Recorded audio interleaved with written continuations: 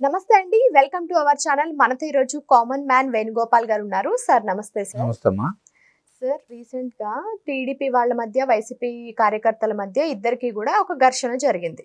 అయితే జరిగితే వైసీపీ వాళ్ళు ఎవరైతే వైసీపీ ఎమ్మెల్యే ఉన్నారో విరూపాక్షి గారికి కాల్ చేశారు. కాల్ చేస్తే ఆయన సర్ది చెప్పాల్సింది పోయి ముందు దాడికి ఆయనే దిగారు.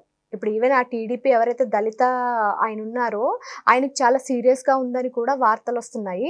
యాక్చువల్‌గా ఒక ఎమ్మెల్యే పొజిషన్‌లో ఉన్న ఆయన ఇలా ఎలా ప్రవర్తిస్తారంటారు అసలు? ఇదమ్మా ఆలూరు నియోజకవర్గంలో విరూపాక్ష గారు వాళ్ళ అబ్బాయి చంద్రశేఖర్ వీళ్ళిద్దరూ పేరు మోసిన వస్తాదులు. ఓకే. తుంగభద్ర నదీ తీరంలో అదే ఆలూరు నియోజకవర్గంలో నేమకల్ అని ఒక విలేజ్ ఉంటుంది. ఇంచుమించు ఒక 1000 మంది సభ్యులు లేదా ఒక 1000 కుటుంబాలు ఇలా ఉంటాయి అనుకుందాం. నేమకల్ అండి ఆ ఊరి పేరు. పాపం దళితులు రెక్కాడితే గాని డొక్కాడని దళితులు ఇసుక మోసుకుంటారు, అమ్ముకుంటారు, ఏదో చేసుకుంటారు, వాళ్ళ పనులు వాళ్ళు చేసుకుంటారు. చేసిన తప్పేం కాదు.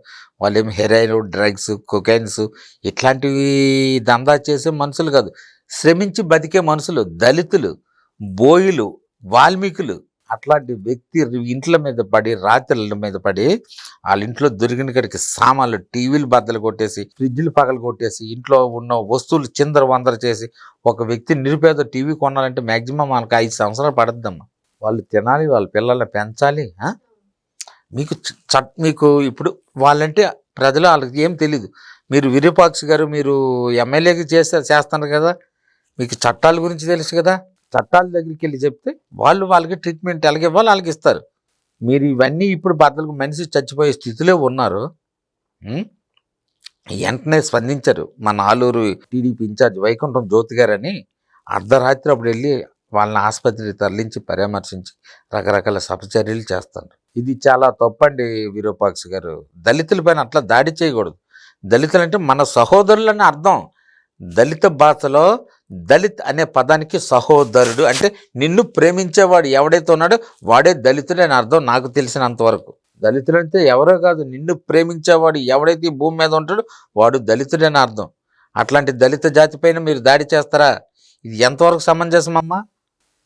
అదే మీరు అగ్రవర్ణాల మీద మీరు దాడి చేయగలరా?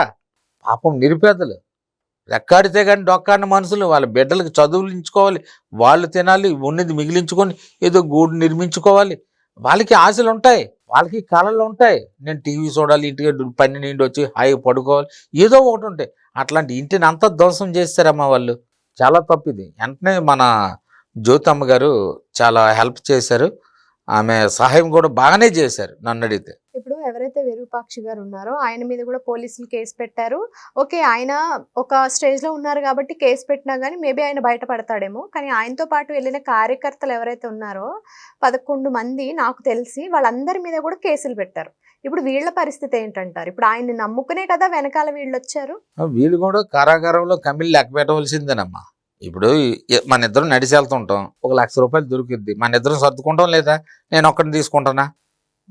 ఇద్దరం తీసుకుంటాం. మీకు 50,000, నాకు 50,000 దొరికితే మరి నేరంలో కూడా భాగం వీళ్ళది ఉంది కదా. శిక్ష వీళ్ళు కూడా అనుభవించాలి.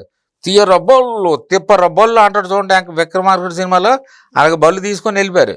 ఇప్పుడు స్టేషన్కి వెళ్తే తెలుసుద్ది వాళ్ళ పరిస్థితి. కొట్టగానే సంబరం కాదు. ఇప్పుడు పాపం దళితులు, పాపం లేడీస్ అండి, ఆ లేడీస్ని అట్లా ఇబ్బంది పెట్టకూడదు కదా. నైటీ చించేయడము పాపం నాకు చాలా బాధ అనిపించింది ఆ విజువల్ చూసి. పార్టీల గురించి వదిలేండి, కానీ మీరు స్త్రీని గౌరవించవలసిన దేశం ఇది, స్త్రీని పూజించవలసిన దేశం ఇది. మగోడు ఉన్నాడు అనుకోండి, మగోడిని ఒక 2 దెబ్బలు కొట్టినా శబాస్పోని, ఏదో వాడు తప్పు చేశాడు ఏదో అనుకోండి. స్త్రీలు ఏం చేశారండి? ఇప్పుడు మిమ్మల్ని సపోజ్ నేను కొడితే మీరు కొట్టగలరా? నేను ముసలోడినైనా. మీరు స్త్రీకి బలం తక్కువ ఉంటుంది, స్త్రీది మంచి మనసు ఉంటుంది, స్త్రీ ఆలోచన వేరే విధంగా ఉంటుంది. స్త్రీ శక్తిహీనురాలు కాదు, కానీ ఆమె ఆ రకంగా ఆలోచిస్తుంటుంది. స్త్రీని పూజించే నువ్వు ఒక ఎమ్మెల్యే అయి ఉండి ఒక స్త్రీ నైటీ చింపుతావా? తప్పు కదా. మీ భార్యకి పిల్లలు ఉన్నారు, వాళ్ళు చెప్పరా? వాళ్ళని నీకు నోట్లో గడ్డి పెట్టాలి. మనం చేసిన తప్పు. నువ్వు మగోడు అయితే ఎదురు బొదురుకి వచ్చి మగోడిని కొట్టాలా? నువ్వు ఇది తప్పు చేస్తావు, లేకపోతే ఇది అది అని 10 మందిలో నిలబెట్టి చెప్పాలి. మంచి చెడు 2 ఉంటాయి కదమ్మా, ఇవి చెప్పాలి. అట్లా కాకుండా స్త్రీపై దౌర్జన్యం చేయడం చాలా తప్పు. అందులో వాళ్ళు దళిత జాతి బిడ్డ, ముద్దు బిడ్డలు. అట్లాంటి వాళ్ళని మీరు అలా చేయడం పొరపాటు కదా. అవునండి. అండి. మొన్న కూడా అటు గుంటూరులో టీడీపీకి సంబంధించిన వాళ్ళే ఒక గొడవ చేసినా వెంటనే ఆయనని సస్పెండ్ చేయడం జరిగింది. మరి ఇప్పుడు వైసీపీలో ఉన్నటువంటి ఆయన ఇలా చేస్తే మరి జగన్ గారు ఏం చేస్తారంటారు? మీకు ఒక మాట నేను చెప్తానమ్మా, టీడీపీలో ఏ కార్యకర్త తప్పు చేసినా చంద్రబాబు నాయుడు గారిని, లోకేష్ బాబు గారిని క్షమించరు. వాళ్ళకి తగిన శిక్ష విధిస్తారు, చట్టపరంగా ఉంటుంది, పార్టీ నుంచి సస్పెండ్ చేస్తారు. మా జగన్మోహన్ రెడ్డి అన్నయ్య గారు అట్లా కాదు, రప్పా బ్యాచ్ని పోషిస్తారు. మీరు తాగండి, పోగండి, ఈ రాష్ట్ర ప్రజల్ని చిత్రహింసలు పెట్టండి అని అంటుంటాడు అనమాట. రప్పా బ్యాచ్ అని ఉంది, పొట్టేళ్ళు నరుకుతారు.